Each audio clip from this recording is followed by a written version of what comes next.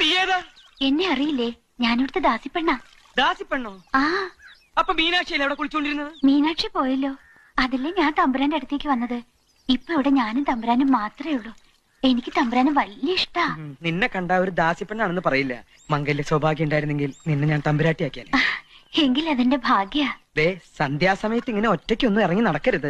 ഇവിടെ സർവത്ര കുഴപ്പങ്ങളാ. എനിക്ക് പേടിയൊന്നുമില്ല. പേടിക്കണം.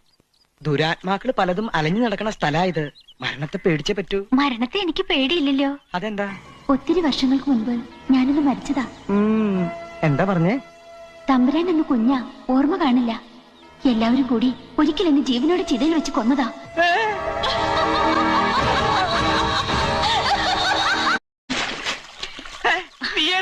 എന്നെ അറിയില്ലേ? ഞാനിവിടുത്തെ ദാസിപ്പെണ്ണ. ദാസിപ്പെണ്ണോ? ആ.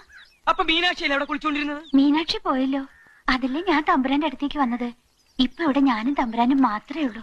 എനിക്ക് തമ്പുരാനും വലിയ ഇഷ്ടാ. നിന്നെ കണ്ട ഒരു ദാസിപ്പെണ്ണാണെന്ന് പറയില്ല. മംഗല്യ സൗഭാഗ്യം ഉണ്ടായിരുന്നെങ്കിൽ നിന്നെ ഞാൻ തമ്പുരാട്ടിയാക്കിയാലേ.